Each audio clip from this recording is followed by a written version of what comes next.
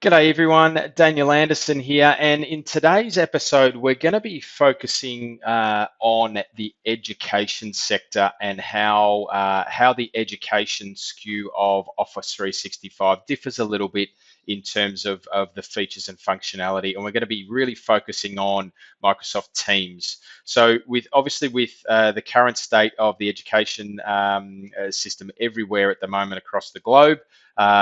Most schools, if not all schools, are now moving to an online platform to deliver their curriculum and also run their classes. Now, I've especially here in Australia, there's been a lot of schools that have decided to go down a non-Microsoft path, but have recently have made the change and the switch to jump on board the Office 365 platform and specifically Microsoft Teams to be able to deliver that remote learning in a nice, secure manner. So there's a lot of teachers out there and schools out there that need to get up to speed really, really quickly with how to use Microsoft Teams in particular. So in this little screencast and the ones that are going to follow, I'm going to take you through how easy it is to first of all set up a team for your class. And also include a OneNote class notebook into that team where you can start to create your curriculum and also publish your curriculum and make sure that that's available to your students. Okay, so the first thing we're going to do is we're going to, as you can see on my screen, I'm logged into Office 365, and this is the Office 365 landing page. You'll notice the big purple icon here. I'm just going to click on Teams. Now, this is me logged in as a teacher. All right, so what I'm going to do is I'm going to start the process to create a team. All right, so you'll see here I've got any team that I'm a member of already on the dashboard here for me. Now, what I can do up the top right-hand corner here is I can go join or create team. So I'm going to click that and I'm going to create a team.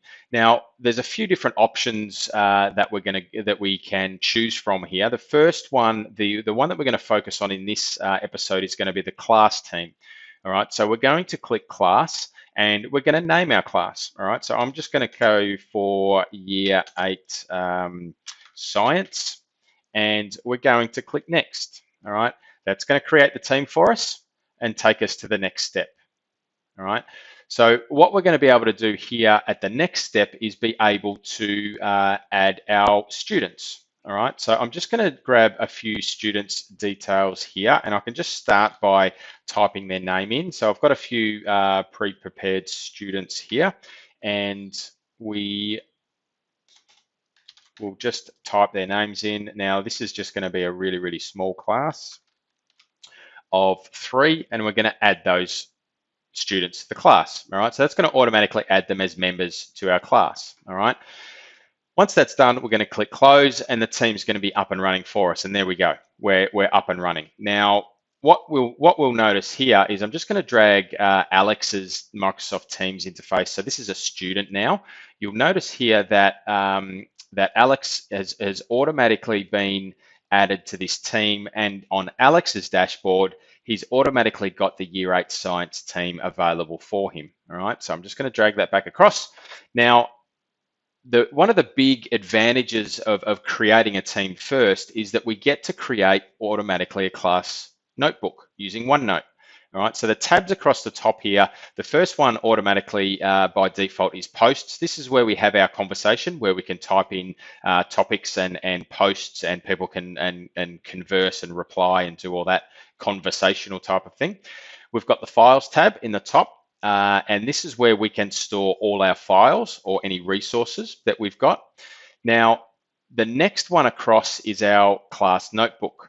Now, this is using OneNote, and this is a really, really handy and great tool for you as a teacher to use to be able to disseminate and publish and distribute your class materials to your students. Okay, so I'm going to click, I'm going to set up this notebook, and we're going to just create a blank notebook. And you can see here that this is an explanation of what this notebook has by default. So we automatically get a collaboration space, and you can see here that you as a teacher can edit the content in here, and the students can edit the content in here. So this is like a full collaborative classroom space for everybody.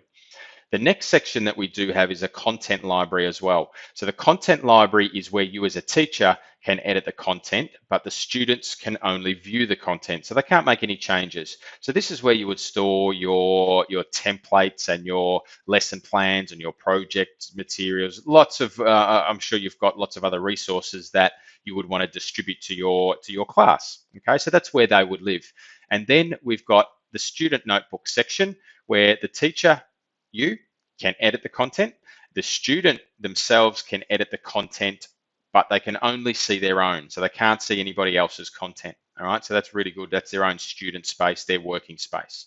We're just going to click next. The next page that we've got here is where we can set up the different sections of the OneNote notebook. All right, so this is how it would look as a student. All right, so the student would see their name, and we've got these different sections of the OneNote notebook, and we can also add our own. So we can add our own section. If we don't like the structure of this, we might want to add one for a particular topic, and we can then create that. That will automatically create that section for every single student. We're going to click create. So now that we're up and running, we've set our notebook up, we've created our sections, we've added our students to that notebook.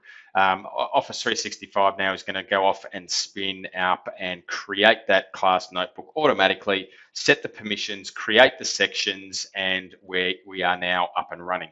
All right, so you can see on the screen here that we've got that notebook now created. And if I expand this out, you'll see that we've got this collaboration space. So that's for everybody.